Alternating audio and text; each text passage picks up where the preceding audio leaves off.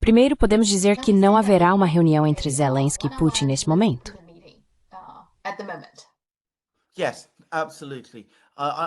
Sim, absolutamente.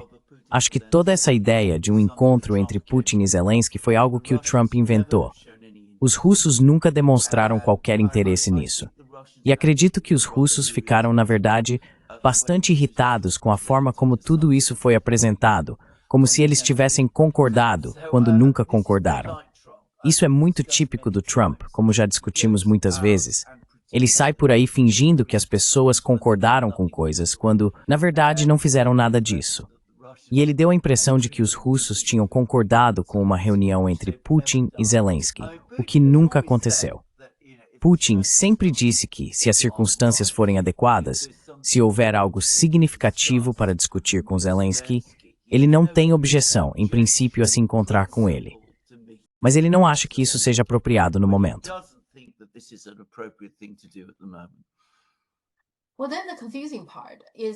Bem, então a parte confusa são os europeus. Eles estão discutindo na terça-feira o envio de tropas. Eles chamam de tropas de paz, tropas francesas e britânicas, para ir à Ucrânia como parte de um acordo de paz. Do que eles estão falando? Não existe nenhum processo de paz neste momento.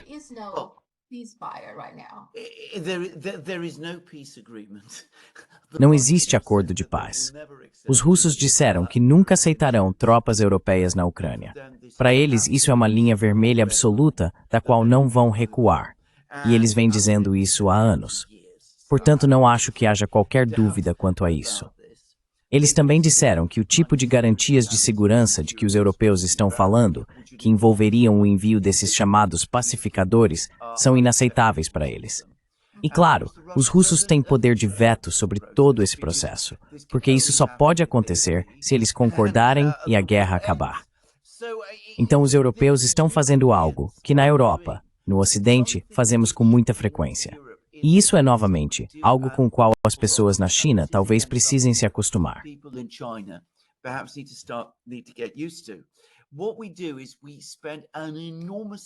O que fazemos é gastar uma quantidade enorme de tempo negociando entre nós sobre coisas que o outro lado já rejeitou. Você sabe, o outro lado diz, não vamos concordar com isso. Mas mesmo assim apresentamos a proposta. Vários países diferentes, todos nós saímos, começamos a conversar e discutir como tudo vai funcionar, como vamos colocar tropas aqui e ali, organizar a logística e tudo mais. Então talvez passemos um ano falando sobre tudo isso entre nós. E então vamos até o outro lado e apresentamos a proposta para eles. E o outro lado diz, não. Sempre dissemos não. Vocês não estavam ouvindo.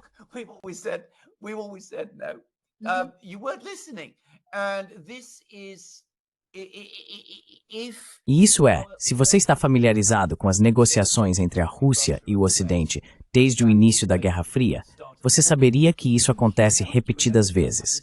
E isso torna essas negociações incrivelmente difíceis. Você vai perceber que à medida que a relação entre o Ocidente e a China evolui, e infelizmente começa a se tornar hostil, o mesmo padrão vai se repetir.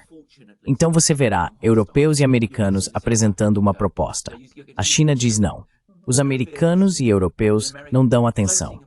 Eles passam meses e semanas discutindo como a proposta vai funcionar. Depois eles vão e apresentam para Wang Yi, e Wang Yi diz não. Então tudo tem que começar de novo. Geralmente depois de muita surpresa e confusão no Ocidente, pelo fato de que essa proposta, na qual trabalharam por tanto tempo, não levou a lugar nenhum.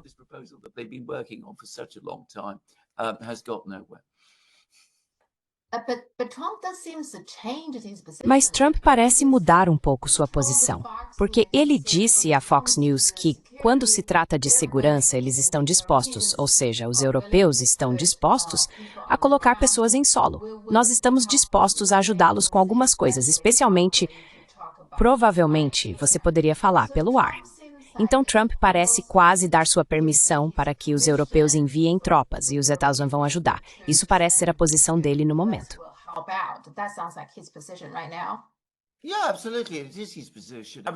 Sim, absolutamente. Essa é a posição dele. Quero dizer, ele mudou de posição. Ele disse anteriormente que não apoiaria, que não daria garantias de segurança a uma força europeia se ela fosse para a Ucrânia. Agora ele tá meio que dando a impressão de que vai, exceto que se você analisar cuidadosamente as palavras dele, o que talvez seja perigoso fazer com as palavras de Donald Trump, ele na verdade não diz isso. Ele diz que os americanos forneceriam todo tipo de assistência.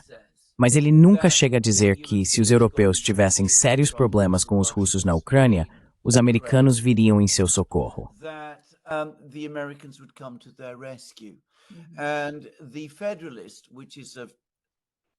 E a The Federalist, que é uma revista interessante nos Estados Unidos, não é muito lida, mas faz parte do que você poderia chamar de ala intelectual do movimento MAGA, publicou agora um artigo, que é claramente um aviso para Trump, dizendo que sua base não apoiará dar garantias de segurança aos europeus para irem à Ucrânia. Então eu mesmo não acho que veremos garantias reais de segurança dos Estados Unidos, nem para a própria Ucrânia, nem para os europeus irem à Ucrânia. Acho que os americanos vão recuar. Mas isso não está impedindo as pessoas na Europa de continuarem falando sobre o assunto.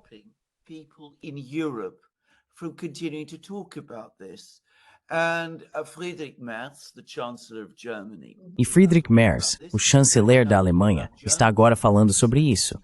Ele está falando sobre o envio de tropas alemãs para a Ucrânia como parte dessa chamada Força de Manutenção da Paz. Não consigo imaginar nada mais provável de enfurecer e provocar os russos do que isso. Só queria explicar ao povo chinês como os russos se sentiriam em relação a isso. É o equivalente ao Japão dizer que enviaria uma força de paz para Taiwan. Quero dizer, é uma ideia tão absurda. Fico me perguntando como um líder alemão pode sequer cogitar isso.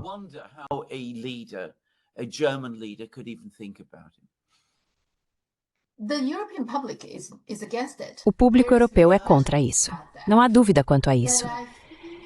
Mas eu me pergunto se eles estão falando sobre isso como parte do acordo de paz, se eles estão, de certa forma, tentando, não sei, mentir para o público, ou confundir o público, fazer o público acreditar que isso é algum tipo de missão de paz em vez de uma ação de combate. É isso que eles estão tentando usar para confundir o público.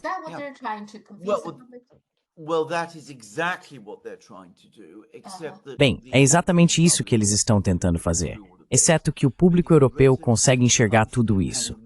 Porque no Reino Unido, na França e ainda mais na Alemanha, as pessoas são contra isso. Elas não gostam nem um pouco dessa ideia. Aliás, os soldados também não gostam. Quero dizer, nenhum dos exércitos está em condições de realizar esse tipo de operação. Todos sabem que não têm condições de enfrentar o exército russo. Então, eles realmente não querem fazer isso. Esse é um plano muito estranho. E acho que há várias explicações para isso. Uma delas é que os europeus querem mostrar que ainda tem algum tipo de relevância, que ainda são poderosos, que ainda têm exércitos para enviar. Os exércitos podem ser menores do que a força policial de Xangai somada, mas ainda existem.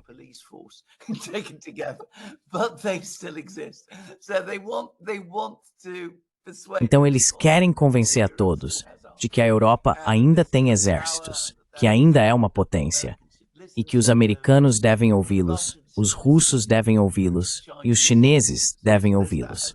Então existe esse elemento. O segundo é que eles querem, como você disse corretamente, vender essa ideia ao público europeu, para manter o público europeu ainda apoiando todo esse conflito e concordando com o envio de dinheiro para a Ucrânia, porque estão dando a impressão de que ainda existe algum tipo de iniciativa diplomática e de paz em andamento, que tudo vai terminar bem, que a paz está próxima, que vamos enviar nossas tropas para lá e que esse homem terrível, o Sr. Putin, será derrotado de alguma forma no final. Então toda essa atividade cria essa impressão.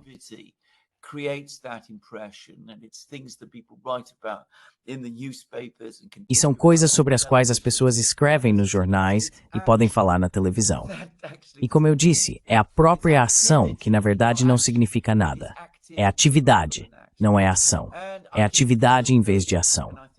E acho que o terceiro ponto, e acredito que esse é o lado mais sinistro, é que em algum nível, alguns líderes europeus provavelmente sabem que isso é inaceitável para os russos, e que o motivo pelo qual falam dessa forma é porque querem que a guerra continue, porque não querem que a guerra acabe.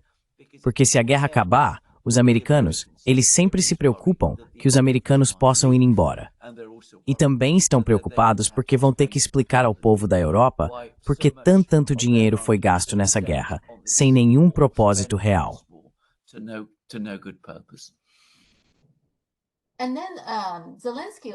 E então Zelensky também descarta a China como garantidora de segurança. Ele também, mais uma vez, mencionou o Memorando de Budapeste. Então, exatamente, agora você falou sobre isso da última vez, explicou. Mas qual é o papel da China e da França nesse memorando? Não falamos sobre isso.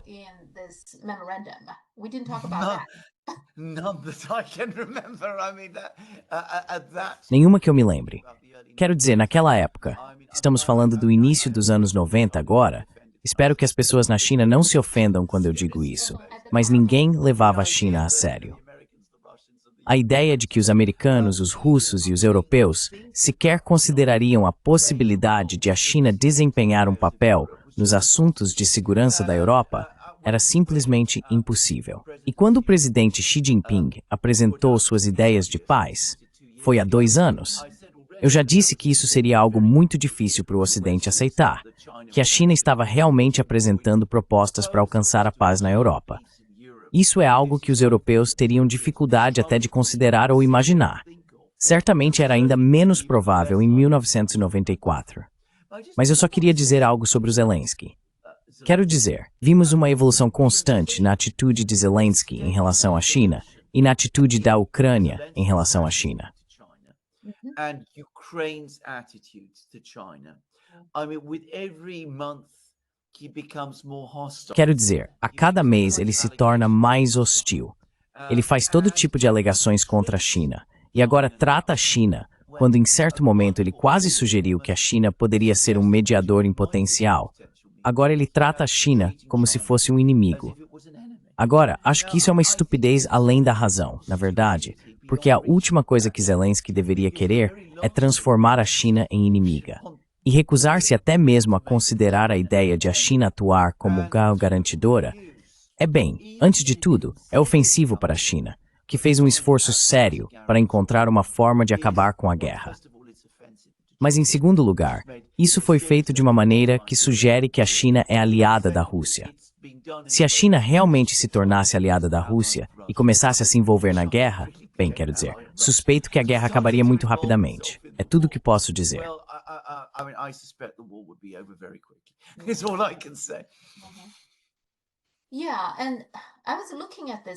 Sim, e eu estava olhando para isso, sabe, o Memorando de Budapeste. Agora os signatários são Rússia, Ucrânia, Estados Unidos e Reino Unido, certo? Então essas são as pessoas que assinaram. Acho que depois China e França basicamente endossaram. Então eles são membros do Conselho de Segurança. Eles basicamente estão dizendo, estamos felizes que vocês assinaram isso, mas não tem nenhum papel nisso. Eles só endossaram o memorando, mas o Zelensky afirmou que de alguma forma a China prometeu garantir coisa.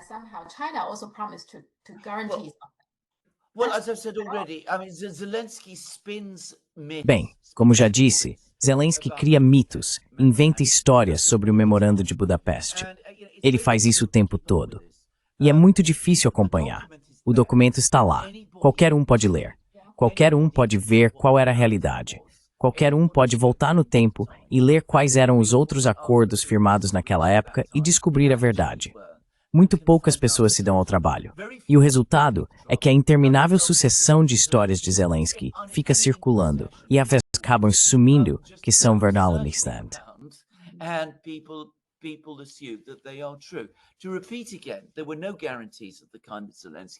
Repetindo mais uma vez, não houve garantias do tipo que Zelensky está mencionando. No Memorando de Budapeste, a China certamente não deu nenhuma garantia. Não há razão para que a China não possa dar garantias à Ucrânia agora. A ideia de que ela de alguma forma não pode fazer isso porque não cumpriu garantias sobre o Memorando de Budapeste é absurda. Quero dizer, é ridículo, mas é o Zelensky. E de certa forma, isso serve como um bom exemplo para o povo chinês de um dos grandes problemas insolúveis desse conflito. Que você tem um líder de uma das duas partes, Zelensky, que faz esse tipo de coisa. Zelensky, who does this sort of thing. Acho que há muita discussão sobre isso nas redes sociais. As pessoas apontaram várias coisas diferentes e acho que algumas delas fazem sentido. Uma delas é que ele parece muito irritado com a China. Ele disse que a China não nos ofereceu nenhuma ajuda, mas isso não é verdade. A China enviou muita ajuda, mas essa ajuda é para civis, como roupas, fraldas, leite em pó, esse tipo de coisa. Não há armas. Ele quer armas da China. Acho que é isso que o irrita, provavelmente, entre outras coisas. Yeah, I mean, which is absurd. O que é um absurdo. Quero dizer, isso contradiz completamente a política externa chinesa. A China não está fornecendo armas para a Rússia. A China não está fornecendo armas para a Ucrânia. Então, do que ele está reclamando? A China tem uma relação econômica com a Rússia e tentou manter uma relação econômica com a Ucrânia. Ela está tratando ambos os países da mesma forma. Obviamente tem uma parceria estratégica com a Rússia, todo mundo sabe disso. Mas isso não significa que a China tenha desempenhado qualquer papel direto no conflito na Ucrânia. Aliás, eu estava lendo um comentarista ucraniano, um importante comentarista militar, discutindo drones e os tipos de drones que cada lado usa. Ele diz que os russos obtêm 2/3 de sua tecnologia da China, da indústria civil chinesa, e nós também conseguimos toda a nossa da China. Animes dependem like the technology of drones, time, managing stores new. Tenis. So, I mean, there you have it. Sim, esse é outro ponto que as pessoas estão comentando, que a China não vende drones militares para ninguém. Os drones civis estão para todos. A Ucrânia também os compra, não é só a Rússia. Depois, eles fazem algumas modificações nos drones civis, mas isso é algo que a China não pode controlar.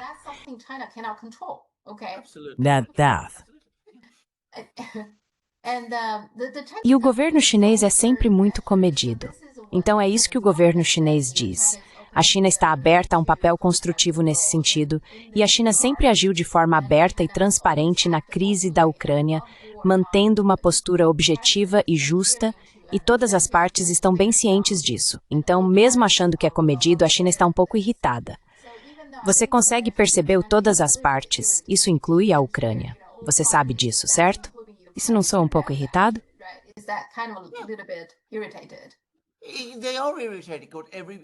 Eles estão irritados, e têm todo o direito de estar, porque o Zelensky sabe, 1 ou 2 anos atrás, ele concordou.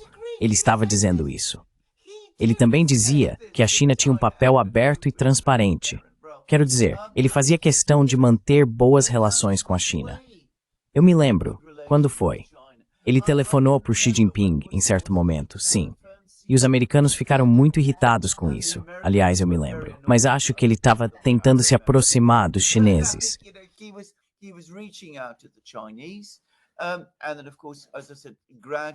E então, claro, como eu disse, gradualmente, à medida que ele se projetou como o grande campeão do Ocidente, à medida que foi cada vez mais influenciado por seus amigos nos estados bálticos e em todos esses lugares, à medida que quis fazer amizade com pessoas como o senador Brown nos Estados Unidos, ele adotou uma postura cada vez mais extrema contra a China. Repetindo, se a China tivesse feito tudo o que o Ocidente afirma na Ucrânia, no conflito, o conflito já teria acabado e a Rússia teria vencido. É simples assim. Qualquer um que não saiba disso ou não entenda isso é um tolo.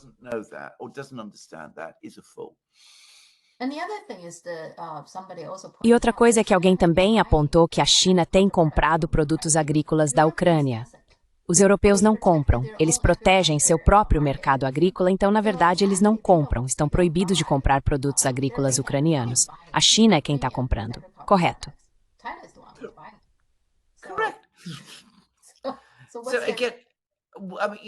Então, novamente, é o que chamam de morder a mão que te alimenta. Porque a China está fornecendo comércio e tentando manter algumas partes da economia ucraniana ainda funcionando. Mas, como eu disse, a China tentou cumprir um papel de mediação. Sim. Quero dizer, ele tentou. Ele foi a Kiev. Não foi tratado muito bem lá, de forma adequada, na minha opinião. Mas a China fez esforços. Vamos ver onde isso vai dar. Mas isso é, sinto dizer, uma grande decepção para a Ucrânia quanto à qualidade de seu líder. Muitos ucranianos dizem isso também, aliás. Outro líder evitaria falar da China dessa maneira. E não são só os chineses que estão irritados com Zelensky. O primeiro-ministro Modi da Índia não gosta dele. O presidente Lula, do Brasil, ficou furioso quando concordou em se encontrar com Zelensky em uma reunião do G7, para a qual ambos foram convidados, e Zelensky não apareceu. MBS, o príncipe herdeiro da Arábia Saudita, também não gosta mais muito de Zelensky. Ele tem um jeito que ofende as pessoas, exceto, é claro, na Europa.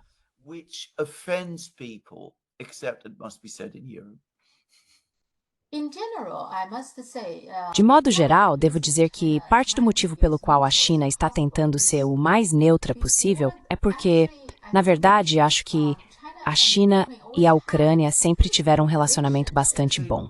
Acho que isso mudou em 2014, após o golpe de Maidan, não foi? Desde então piorou.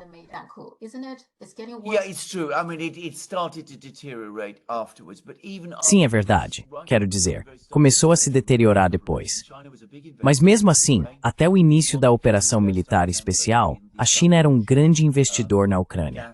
Ela queria investir, lembro, na fábrica de turbinas a gás de Zaporozhye. Os Estados Unidos não queriam isso, e lembro que tomaram medidas para impedir que acontecesse.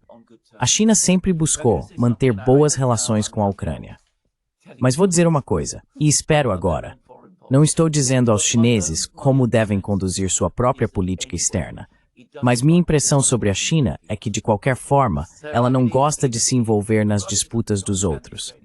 Então quero dizer, se russos e ucranianos têm problemas entre si, o instinto chinês é dizer, bem, isso não é da nossa conta. Preferimos que os países se entendam. Gostaríamos de mediar, se quiserem nossa ajuda para mediar entre eles. Mas não é da nossa conta tomar partido. É muito a tradição da política externa chinesa como um todo.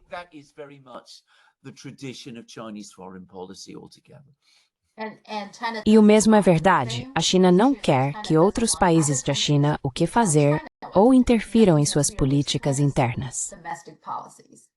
Exatamente. É consistente, eu não vou te incomodar. Correto. E eu acho que isso faz parte da política externa da China. Na verdade, faz parte do DNA geral de sua política. Espero que o povo chinês não interprete mal o que estou dizendo, mas considero a postura da China em relação à guerra na Ucrânia totalmente consistente com a política externa chinesa como um todo.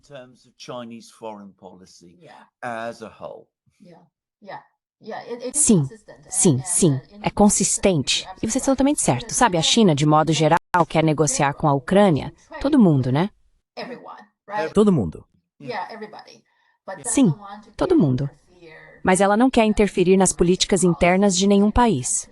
Exatamente. O Ocidente parece não entender isso. De alguma forma, eles acreditam que a China está tomando partido. A China não quer tomar partido, correto? Correto. O extraordinário Torthi Zenangsoso. Sim. Quero dizer, você poderia argumentar, os russos deveriam estar irritados.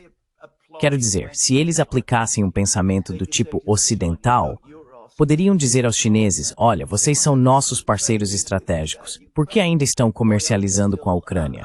Por que ainda estão, conversando com essas pessoas da maneira que estão? Os russos nunca fazem isso. Quero dizer, eles já aprenderam o suficiente. Entenderam a China bem o bastante para saber que isso não seria bem-vindo lá. E eles trabalham muito do lado deles para tentar entender a política externa da China e do que se trata. E, pelo contrário, demonstram compreensão e apreço por ela.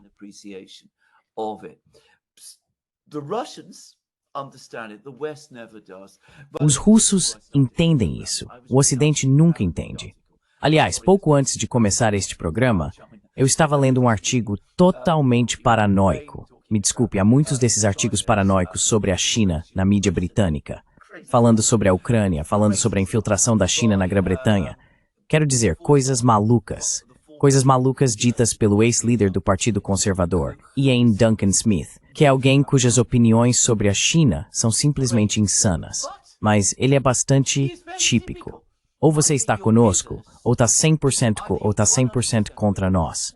E essa é a atitude que essas pessoas têm. And that's the attitude that these people have. Sim, eu percebi isso também. Foi o George W. Bush que disse isso, né? Ou você está conosco ou contra nós. Então, você tem que escolher um lado. Na verdade, eu acho que a maioria dos países não quer escolher um lado. Não é só a China que não quer. Acho que a maioria das pessoas não quer se envolver. Exatamente. Sim. E honestamente, eu realmente acho que a China está certa em acreditar que se ninguém se envolver nessas questões, elas de alguma forma encontrarão maneiras de se resolver. Quero dizer, se você olhar para Gaza, também há críticas à China por não ajudar o suficiente os palestinos. Mas a visão da China é que se ninguém, especialmente os Estados Unidos, estiver lá para atrapalhar, haverá uma solução. Eles vão encontrar uma solução. Realmente, se é correto?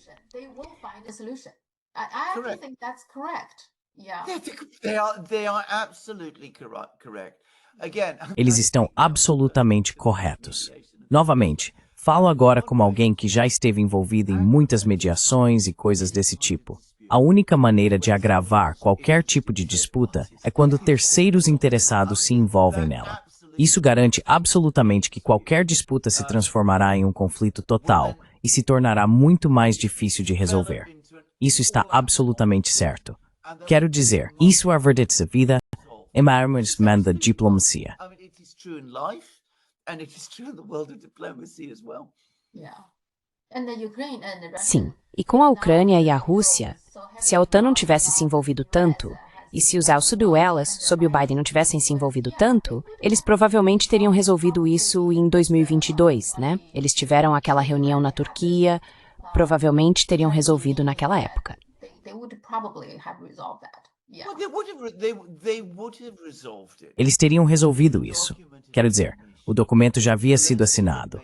Zelensky fez um discurso no qual disse que apoiava. E então, claro, os britânicos e os americanos vieram e disseram não. Isso fez com que o conflito continuasse, com os resultados que todos vemos. With the results we all see.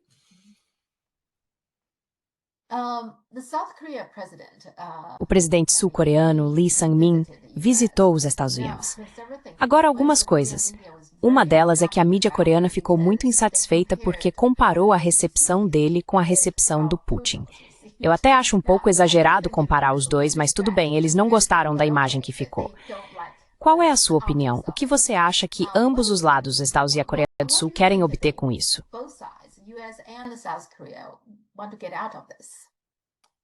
Well, I don't know. I mean, I think the South Bem, Korea eu não sei. expecting- Quero dizer, acho que os sul-coreanos esperarem ser tratados da mesma forma que o líder de uma superpotência, que claro é a Rússia, já é esperar demais, tenho que dizer. I have to Mas por outro lado, acho que os sul-coreanos talvez não compreendam totalmente duas coisas sobre os Estados Unidos. two things about the United Primeiro, os Estados Unidos consideram a Coreia do Sul como algo garantido.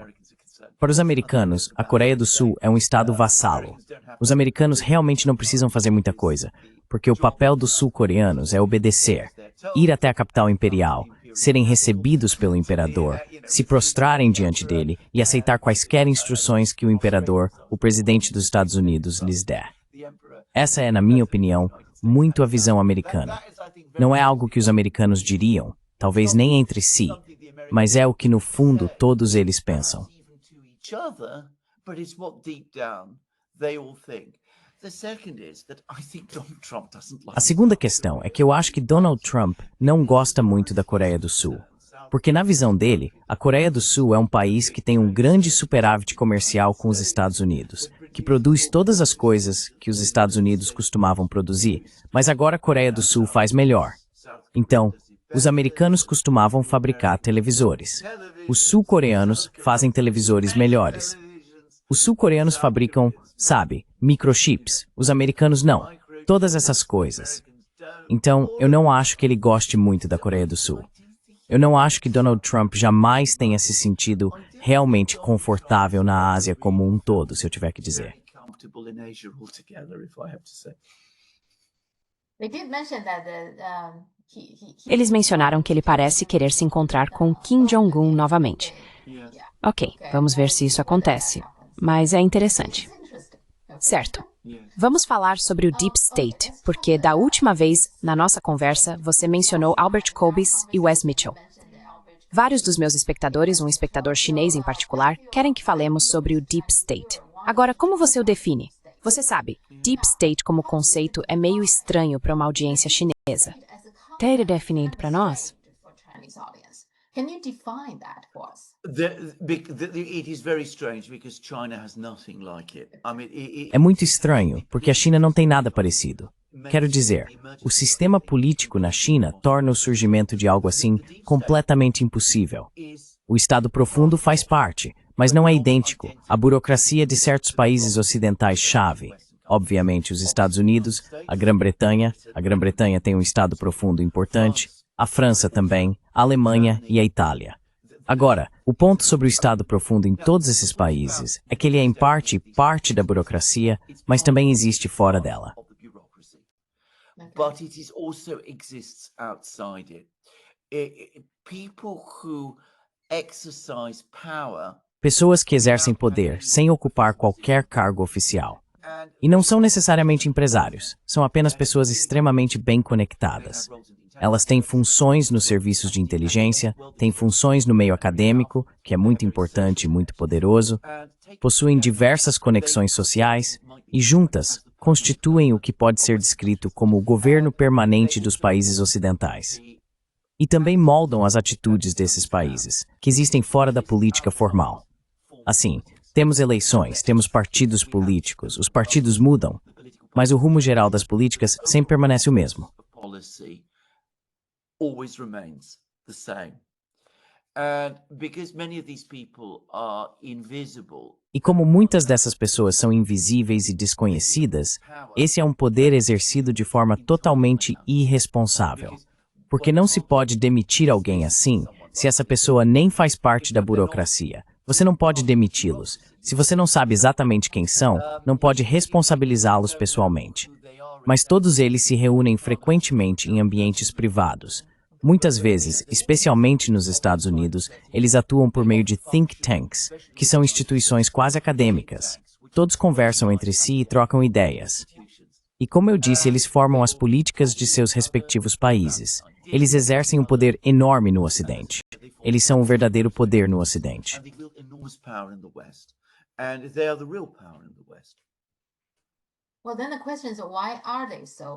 Bem, então a questão é, por que eles são tão poderosos? Então você está dizendo que eles têm uma rede, certo? Então não é uma pessoa só. Eles têm uma rede de pessoas. Nós não conhecemos todos eles, certo? Mesmo para pessoas que prestam muita atenção, como você e eu, nós também não conhecemos todos, certo? Mas eles meio que se conhecem e estão sempre lá, não é? De alguma forma, eles estão sempre no governo ou ao redor dele, nos think tanks e nas universidades. Sim, e como você disse, não dá para responsabilizá-los. Então, o que você faz? Você não pode fazer nada a respeito deles, eles simplesmente estão lá.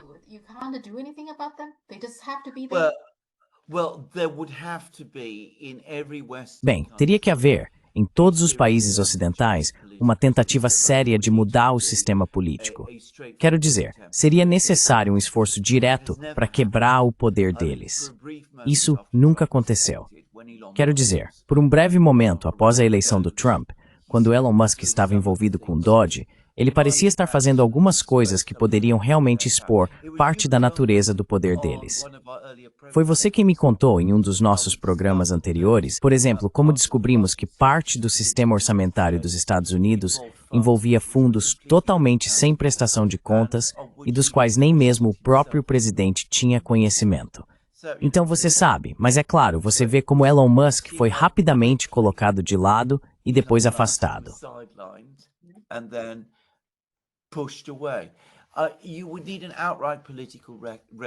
Você precisaria de uma verdadeira revolução política para quebrar o poder deles.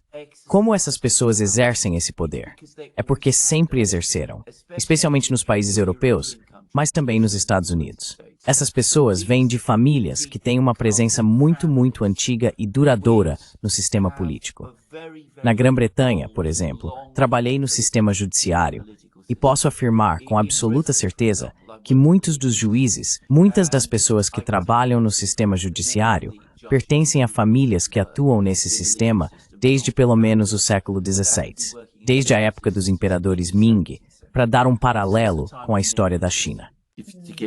China, its history. The same is true in France, even more so perhaps in France. O mesmo acontece na França, talvez até mais. O mesmo acontece na Itália e na Alemanha. Nos Estados Unidos, isso remonta pelo menos à metade do século XIX, ao período imediatamente após a Guerra Civil Americana, quando a classe política americana começou a se formar, a se cristalizar e a tomar a forma que tem hoje. Portanto, são pessoas acostumadas ao poder, que frequentam as mesmas escolas, as mesmas universidades, que se encontram em ambientes sociais, que estão conectadas aos sistemas de poder, que são amigas entre si, que entram nas agências de inteligência, que são amigas entre si, que entram no serviço público.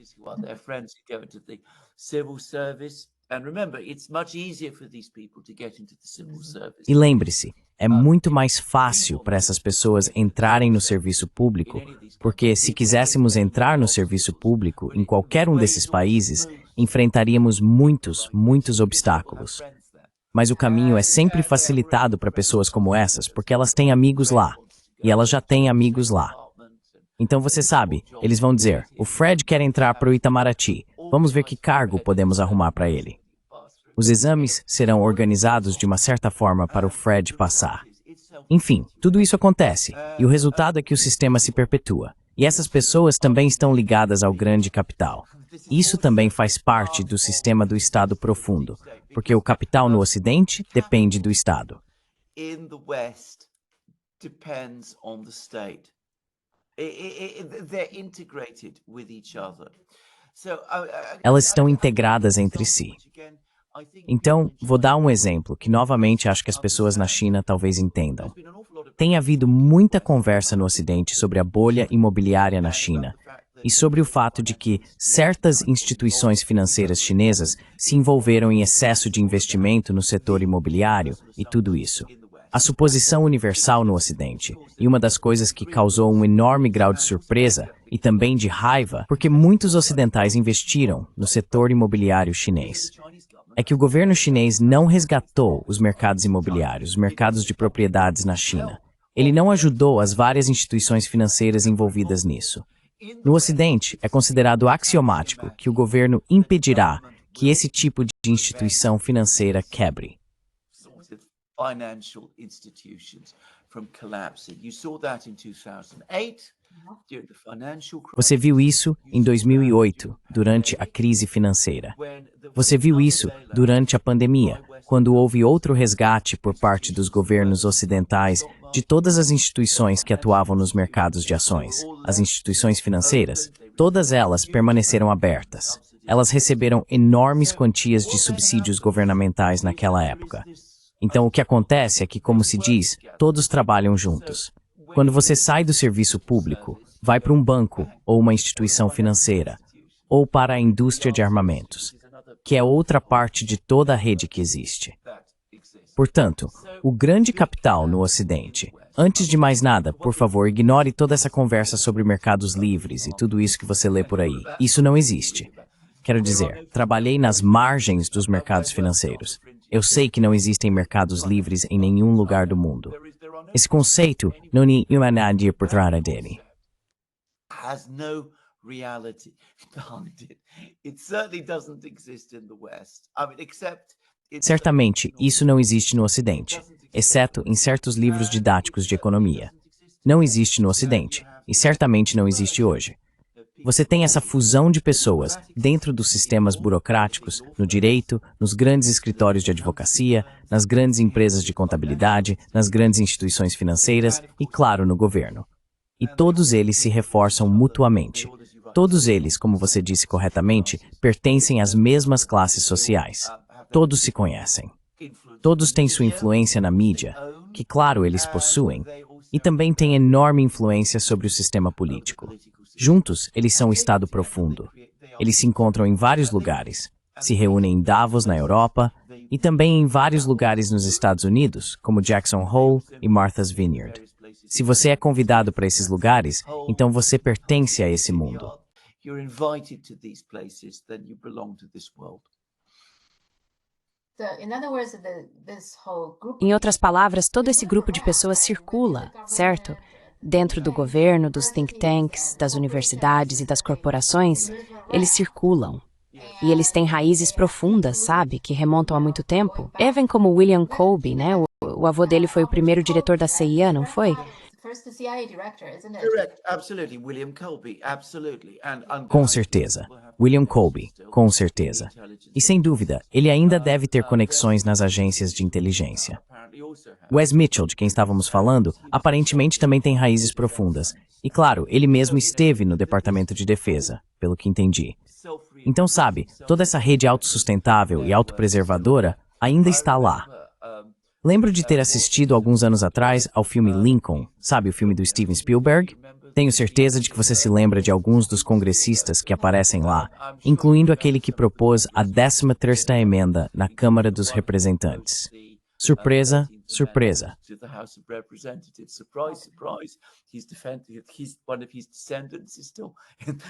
Um dos seus descendentes ainda está na Câmara dos Representantes.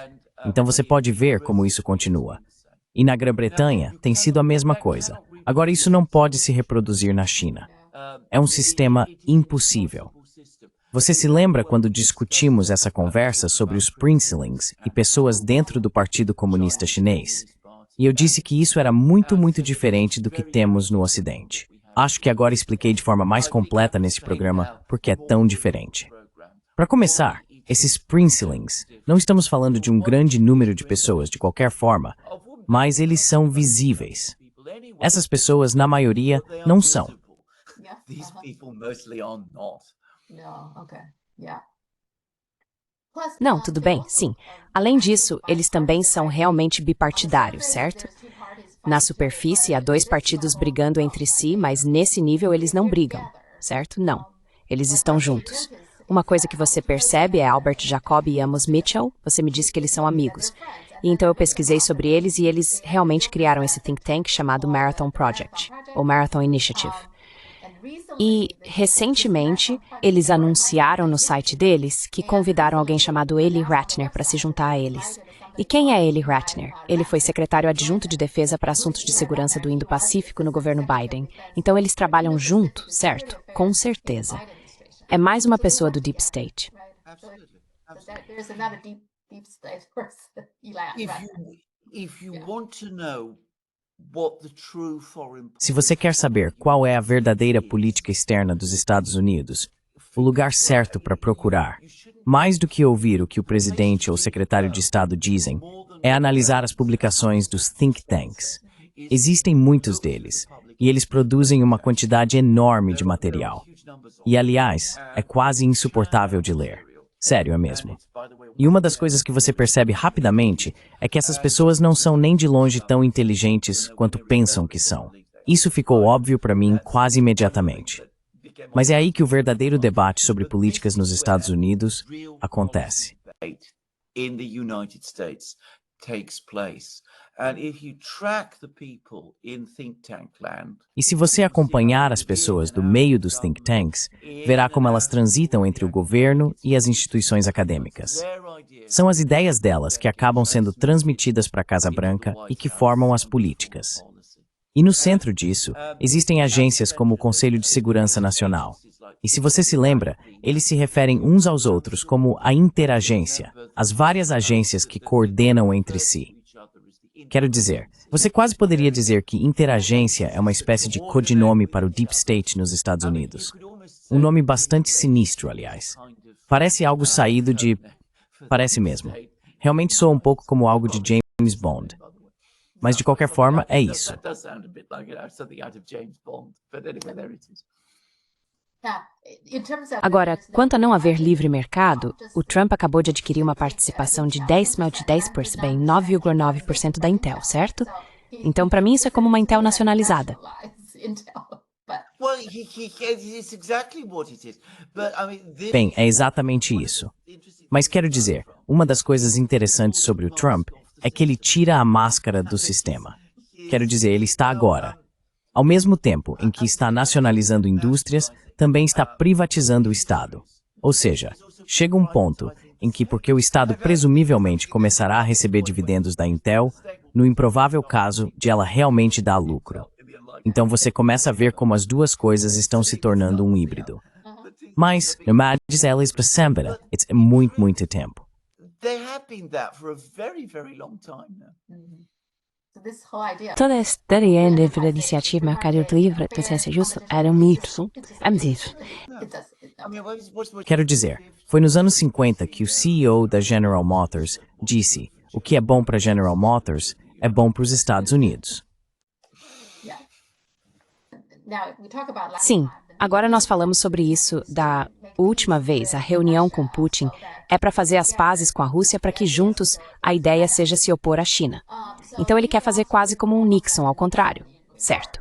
Right. So Agora, certamente eu não acho que isso vai funcionar. it's going to work. But Mas dentro do establishment, dentro dos Estados Unidos, eu acho que fundamentalmente todos concordam. Eles querem preservar isso, a influência dos Estados Unidos, a hegemonia dos Estados Unidos. Mas há uma diferença em relação a quem deve ser a prioridade, China ou Rússia. Certo, existe essa diferença. Mas vamos falar um pouco sobre essa diferença. A relação Israel-Rússia é diferente da relação Israel-China, não é? relationship is different from US-China different, isn't it? É Barani Throth. So the Russian and the US Então, russos e americanos realmente têm uma concorrência direta, como no mercado de energia, no setor da indústria militar e no mercado agrícola. Existe uma concorrência direta, não é? isn't it? Sim, absolutamente verdade. A China está no.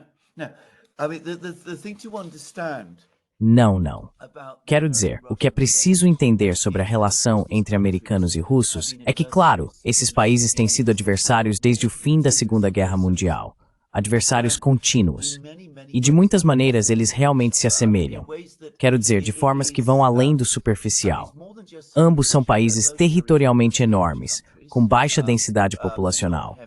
Ambos têm abundância de recursos naturais, ou pelo menos os Estados Unidos tinham, talvez menos agora. Mas certamente essa tem sido a história relativa. Ambos têm economias continentais. Ambos são autossuficientes, ou pelo menos os Estados Unidos eram uma economia autossuficiente. or at least America was a self-sufficient economy. And of course, the other thing is they're both. E claro, outra questão é que ambos são, em última análise, países que têm origem no sistema europeu. A Rússia foi uma potência europeia. Os Estados Unidos se originaram como um estado de colonização europeia e passaram a se envolver profundamente nos assuntos europeus. Assim, cada um deles, à sua maneira, reflete aspectos da cultura europeia e da cultura militar e diplomática europeia também. E eles são as duas grandes potências da Europa. E claro, após a Segunda Guerra Mundial, a Europa foi a principal área de competição global, porque a Europa foi de longe o continente mais poderoso por séculos. Por isso, existia esse conceito da luta pela supremacia na Europa.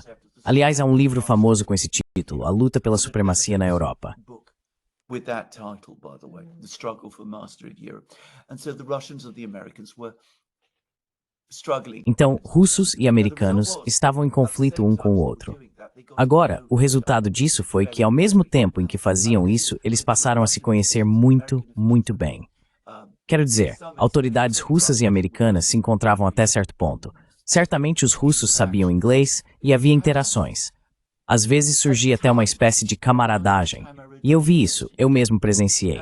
Eu costumava ser convidado. Bem, provavelmente ainda poderia ser convidado. Sedexatiu, para mim mais russo no tenor. Ao fazer gruntsface Torsten, isso é de militar e were sin timard. The Russian military attaché and the American military attaché, or the AEC, the head of the Russian intelligence agency. Ah, você via o chefe da agência de inteligência russa lá e o americano também? Eles se encontravam e diziam, bem, conseguimos levar a melhor sobre vocês em Kosovo. Conseguimos atrapalhar seu plano aqui.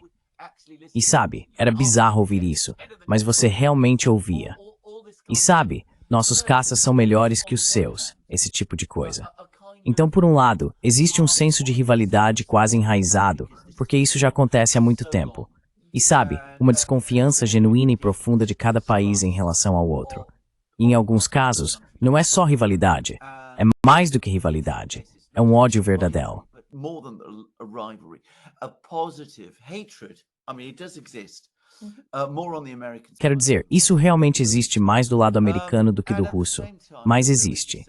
E ao mesmo tempo, há uma sensação de que se somos rivais dos russos, isso é algo com o qual estamos familiarizados. Estamos confortáveis com isso. Meio que conhecemos as regras, ou temos algum tipo de regras, podemos interagir com eles, podemos nos encontrar com eles. É algo familiar para cada país. Quando eles se deparam com os chineses, encontram algo completamente desconhecido e muito diferente. Os americanos, mais do que os russos. Porque, novamente, os americanos realmente não se acostumaram com a ideia de que os asiáticos sejam iguais a eles, uma parte igual a eles. To themselves, an equal party to themselves. And of course, they haven't got that sense of familiarity. E claro, eles não têm aquela familiaridade com a China que tem com a Rússia. Então, por um lado, dá para perceber esse foco na Rússia. Eles são o inimigo. Precisamos derrotar os russos. Se conseguirmos derrotar os russos, poderemos então isolar os chineses. Os chineses são o grande inimigo. São eles com quem realmente queremos nos confrontar. E além disso, conhecemos tão bem os russos. É quase uma traição eles não adotarem nossa forma de pensar. Porque deveriam entender que os chineses são o verdadeiro inimigo. Porque sabe, eles são tão diferentes de nós. Nós e os russos somos parecidos em muitos aspectos, mas os russos preferem ficar com os chineses em vez de conosco. Então você percebe muito desse sentimento vindo dos americanos. So you get a lot of that sense of the Americans. And the Russians went through all of. E os russos passaram por tudo isso nas décadas de 50 e 60. Quero dizer, eles interagiram com os chineses. Alguns russos, aliás, passaram a gostar muito da China nos anos 1950. Lembro de um oficial russo chamado Ivan Arkhipov, que foi enviado por Stalin à China. E ele se apaixonou pela China. Aprendeu chinês. Ele coordenava grande parte das interações econômicas entre a China e a União Soviética naquela época. Mas sabe, também havia muita incompreensão e confusão e uma incapacidade de entender a China muito bem. Lembro de ter lido as memórias do ministro das Relações Exteriores soviético, Andrei Gromyko, e seus encontros com Mao. E ele não conseguia entender como Mao podia ser tão imerso na cultura chinesa. How Mao could be so steeped in Chinese culture. He didn't understand Chinese culture himself. Ele mesmo não entendia a cultura chinesa. E dava para perceber que, em algum nível, ele sentia que a cultura chinesa era algo estranho, inferior, e que nós, russos, éramos muito superiores a tudo isso. Mas então, é claro, tudo deu errado para os russos, e eles nunca esqueceram disso. Isso é algo que, mais uma vez, as pessoas nos Estados Unidos simplesmente não entendem. Mas, nas décadas de 60 e 70, os soviéticos, os russos, se viram em competição tanto com a China quanto com os Estados Unidos ao mesmo tempo. E isso os quebrou. A grande lição que os russos tiraram disso foi: nunca, jamais entrar em conflito com a China novamente. Não há necessidade disso. Não há necessidade disso. Podemos ter boas relações com a China. Nossa fronteira mais longa é com a China. Longest border is with China. It is absolutely existentially important. É absolutamente, existencialmente importante para nós que mantenhamos boas relações com a China. E isso significa que precisamos fazer um esforço para entender bem a China. Você pode ver que nos últimos 20 anos, especialmente desde a época de Putin, mas ainda mais desde que as relações com o Ocidente desmoronaram no início da crise ucraniana, houve um grande esforço na Rússia para tentar entender bem a China. Agora há muitos estudantes russos na China. Há estudantes chineses, aliás, na Rússia. Eles estão começando a tentar aprender a língua um do outro. Eles estão começando a fazer esse tipo de coisa. Então eles precisaram falhar para aprender. E os americanos ainda não chegaram a esse nível. And the Americans haven't yet reached that level. Well, regarding the Americans, I agree with you that. Bem, em relação aos americanos, concordo com você que há uma profunda falta de compreensão por parte dos Estados Unidos quando se trata da China. Mas não é como se eles não tivessem oportunidades ou não tivessem as pessoas certas. Durante a época do Pânico Vermelho, eles se livraram de um monte de gente que realmente conhecia a China. Tem um cara em particular, acho que o nome dele é John S. Service, ele cresceu na China, fala uns 12 dialetos chineses. Ele não é daqueles que gosta de ficar só com a elite, sabe? O círculo diplomático. Ele não é esse tipo de pessoa. Ele gostava de viajar pela China, conversar com agricultores e gente do interior. Ele é esse tipo de pessoa, então realmente conhecia a China. Você pensaria que alguém assim seria muito útil para o Departamento de Estado? Mas eles o dispensaram, eles o demitiram. Então eles tiveram a oportunidade de conhecer mais sobre a China, mas desperdiçaram.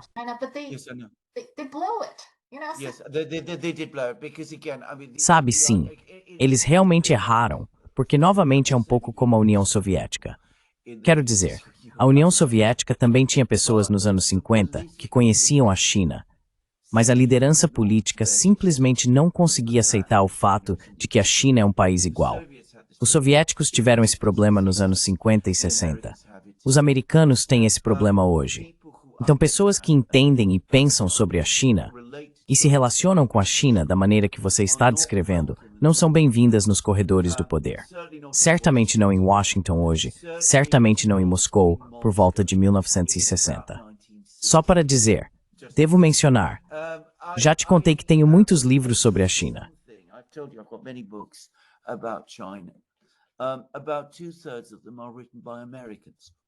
Cerca de 2/3 deles são escritos por americanos. Quero dizer, os americanos têm uma tradição muito mais rica de estudos chineses do que, digamos, os europeus, qualquer europeu. Se você está falando sobre pintura chinesa, que, como você sabe, é um tema pelo qual tenho particular interesse, acho que praticamente todos os livros que tenho sobre pintura chinesa foram escritos por americanos. Porque, claro, é isso que leio, aprendo sobre arte chinesa em inglês. Então, invariavelmente, são americanos. Mas quero dizer, essas pessoas, como eu disse, são empurradas para as margens. Tenho um amigo em Londres, Kerry Brown, que é professor em uma universidade britânica. Ele ama a China, ele também fala chinês. Ele viaja bastante pela China. Ele também foi afastado de qualquer posição de importância. Então, com certeza você está absolutamente certo. A expertise está lá.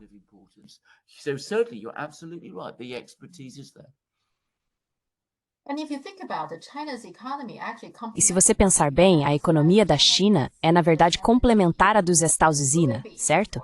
A China precisa de energia e soja dos Estados Unidos, por exemplo. Então, esse medo da China não é necessariamente porque a China seja, como a Rússia, uma concorrente direta. É só que eles não gostam do fato de que a China está aumentando sua influência e também, de certa forma, apresenta ao mundo uma alternativa. É por isso que os Estados Unidos não suportam a ideia de uma China poderosa, certo?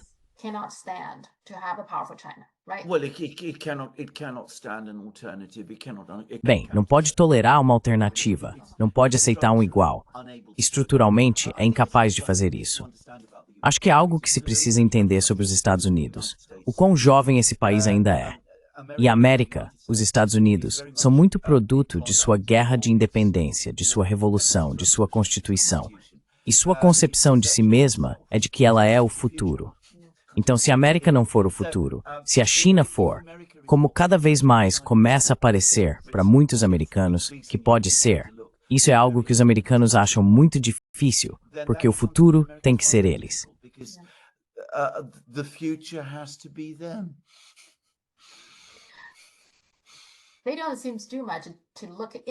Eles não parecem fazer muita autorreflexão, sabe, internamente, sobre os problemas que os Estados Unidos têm. Eles culpam tudo nos outros, como a terceirização de empregos, é culpa da China ou do México. Mas se você olhar de perto, recentemente algumas empresas faliram. Bem, uma parte disso é o private equity. São eles que destroem muitas empresas americanas por meios financeiros e de maneiras extremamente, não sei, acho que são legais, mas muito questionáveis de fazer negócios que acabam destruindo as empresas. Boas empresas como a Toys R Us, a Sears e a Red Lobster, uma após a outra, são destruídas por essas firmas de private equity. Ninguém nem fala sobre isso.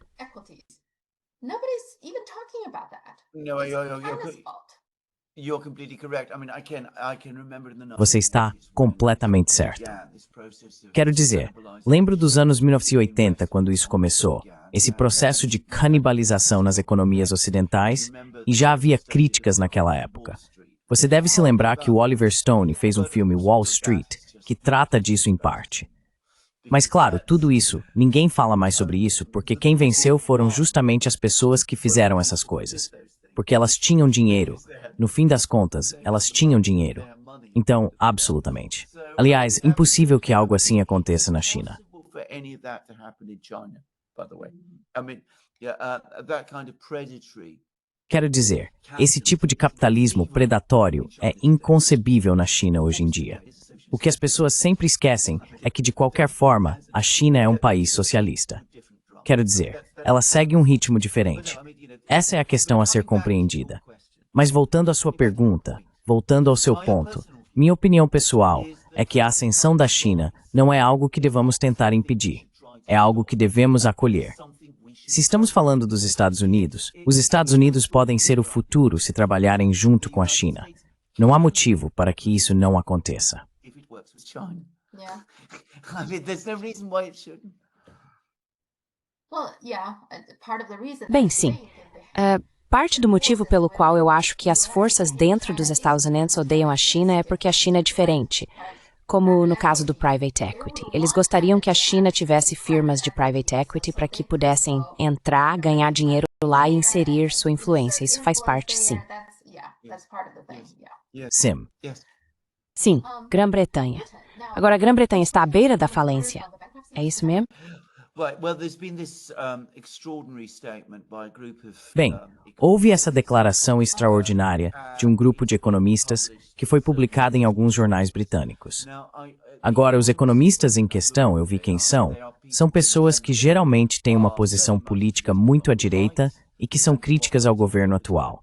E os jornais que têm divulgado esse artigo também são críticos ao governo atual. Então há um elemento de partidarismo político aqui. Mas ainda assim, é verdade que a situação financeira no Reino Unido está muito ruim. E foi muito interessante como o governo respondeu a essa história. Porque em vez de vir a público e dizer essa história é absurda, do que vocês estão falando? And saying this story is absurd. What are you talking about? We are perfectly. The situation here is completely stable. Estamos perfeitamente. A situação aqui está completamente estável. Esses economistas são tolos por escreverem isso. Esse jornal que publicou a matéria está sendo ridículo. O governo, em vez disso, evitou falar sobre o assunto e está tentando enterrar a história. O que faz pensar que pode haver algo aí. Agora, a relação dívida-PIB no Reino Unido está em torno de 100%. Não temos poupança interna. Quero dizer, na China, a China tem uma enorme poupança interna. No Reino Unido, não só não temos poupança interna, mas como nos Estados Unidos, a maior parte da população está endividada. Então não temos esse enorme recurso ao qual podemos recorrer.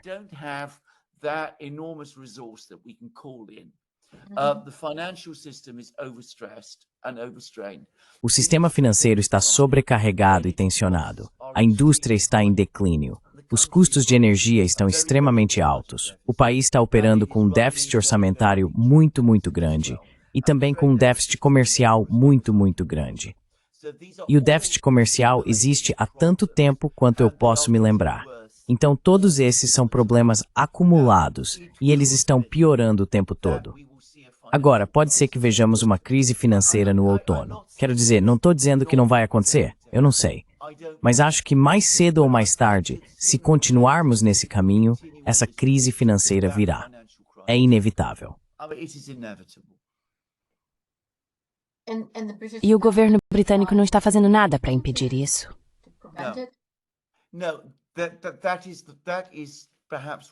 Não, talvez isso seja o que motivou essa carta. Porque não se tem a impressão de que o governo britânico tem algum plano real sobre o que fazer. Eles tentaram cortar um pouco dos gastos com assistência social há alguns meses, se você se lembra, e o parlamento britânico rejeitou, então eles não conseguiram fazer isso. Estão falando em aumentar impostos, mas o tipo de imposto que estão discutindo é justamente aquele que todos concordam que vai diminuir ainda mais o nível de crescimento. Não há nenhum plano para aumentar a produtividade no Reino Unido.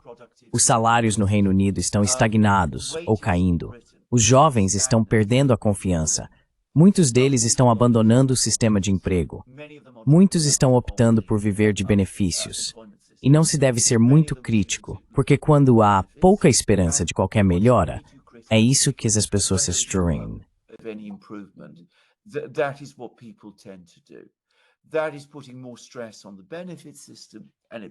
Isso está colocando mais pressão sobre o sistema de benefícios e se torna um ciclo autorreforçador. Portanto, não há realmente a sensação de que o governo compreende de fato o problema ou sabe como encontrar uma solução. Ele não tem um plano. E, aliás, nenhum outro governo na Europa tem um plano também. Não existe plano em nenhum lugar da Europa para fazer algo que aumente a produtividade, melhore o padrão de vida ou enfrente os muitos grandes problemas que temos. Todos eles provavelmente poderiam ser resolvidos. Ainda somos uma parte muito rica do mundo, mas não parece que tenhamos qualquer plano para tentar fazer algo a respeito disso.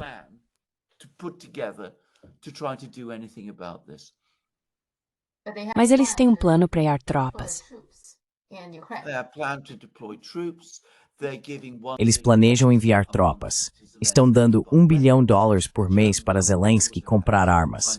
O governo alemão, que também enfrenta problemas financeiros, vai dar a Zelensky, aos ucranianos, 9 bilhões por ano. A Grã-Bretanha dá à Ucrânia 5 bilhões por ano. Não muito menos, cerca de 7 bilhões por ano. Continuamos falando sobre rearmamento. Não que alguém realmente acredite que isso vai acontecer. Queremos enviar nossos navios de guerra para a China, para os mares chineses. Falamos de maneiras totalmente autodestrutivas. E claro, impomos sanções. Impomos sanções aos russos. Não vamos comprar o petróleo e o gás da Rússia. Então nossos custos de energia, no Reino Unido, aliás, estão entre os mais altos do mundo, só para constar. Temos custos de energia extraordinariamente altos. E agora estamos falando e experimentando tarifas contra a China novamente. Os europeus estão falando sobre tentar impedir a China, sobre a ameaça da China e tudo isso. Estamos fazendo todas essas coisas contra nós mesmos, em vez disso.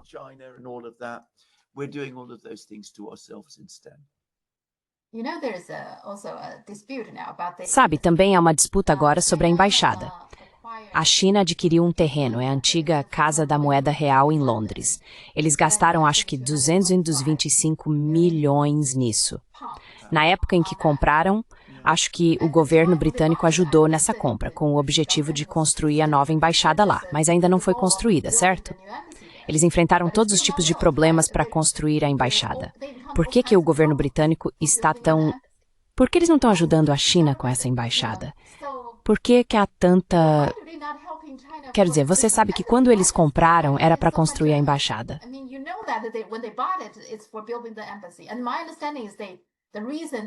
Pelo que entendi, o motivo é que atualmente a embaixada chinesa é muito pequena. Então eles têm diferentes escritórios espalhados por vários lugares. Por isso eles querem reunir tudo em um só local. Essa era a ideia. Por que o governo britânico não faz isso? Pelo que parece, pela Convenção de Genebra, isso é uma exigência. O país anfitrião deve apoiar e ajudar o país convidado, neste caso a China, com essas atividades. Por que o governo britânico é hostil a isso?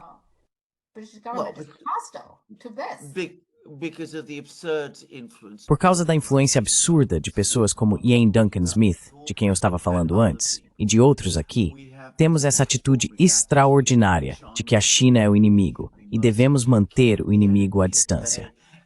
Não devemos deixar que os chineses construam uma grande embaixada, porque se os chineses construírem uma grande embaixada aqui, bem, isso significará que a China está ficando forte e poderosa, e é um país para o qual talvez devêssemos olhar. Então, os americanos podem construir.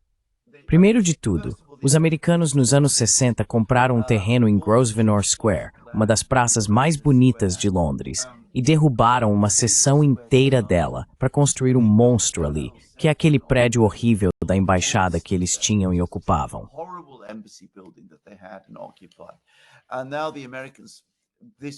E agora os americanos, esse prédio enorme já não é grande o suficiente para eles. Então eles constroem outro, ainda maior, em outro lugar. E é gigantesco. Está cercado por um fosso, cercas eletrificadas, postos de guarda e tudo mais. Não nos opomos a isso, mas os chineses construírem uma embaixada, isso é inaceitável. Aliás, provavelmente sou a única pessoa na Grã-Bretanha que se lembra disso, mas essa história, sobre a qual tenho lido na mídia... Aliás, tem muita coisa sobre isso na mídia britânica, sobre como é terrível os chineses serem donos da Royal Mint, e você sabe que humilhação isso é para a Grã-Bretanha.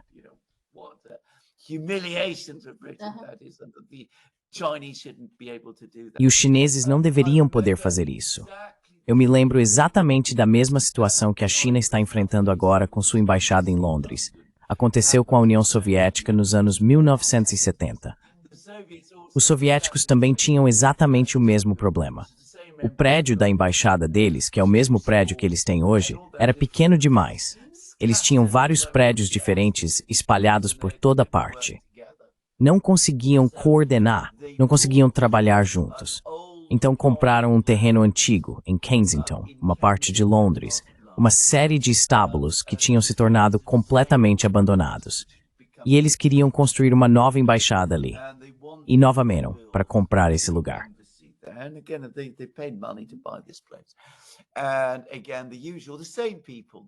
E novamente, o de sempre. As mesmas pessoas, os ancestrais das pessoas que hoje reclamam da embaixada chinesa, eram aquelas que reclamavam da embaixada soviética, que era chamada de Kremlin de Kensington. Eu me lembro de tudo isso vividamente. Houve uma grande campanha, houve objeções, e eventualmente uma ordem judicial foi emitida para impedir os russos de construírem essa embaixada.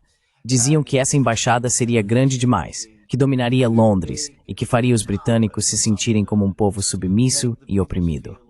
Tenho certeza de que estão dizendo o mesmo sobre a embaixada chinesa hoje. E aliás, se você for ao lugar onde os russos tentaram construir sua embaixada nos anos 70,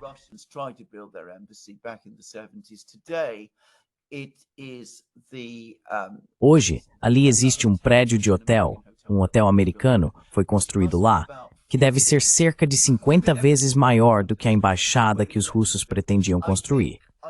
Eu acho que, no fim das contas, a China ainda tem mais influência do que a União Soviética tinha.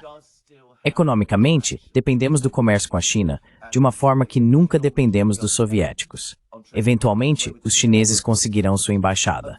Mas, como eu disse, é isso que acontece. Estávamos falando sobre o Deep State mais cedo. Você vê o Deep State. É a mesma continuidade, as mesmas políticas, a mesma hostilidade a países não ocidentais que desafiam você. Os russos não puderam construir sua embaixada, então por que os chineses deveriam poder?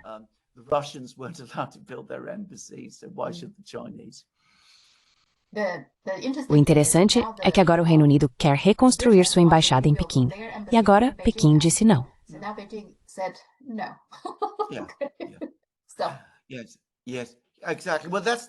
Sim, exatamente.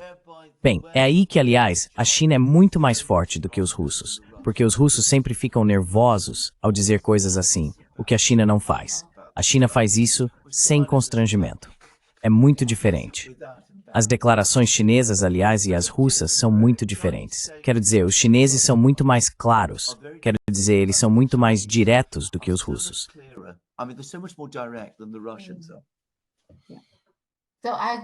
Então eu concordo com você, acho que eventualmente a China vai conseguir uma embaixada, mas provavelmente não sem alguma pressão, algumas forças, contra-forças. É, certo.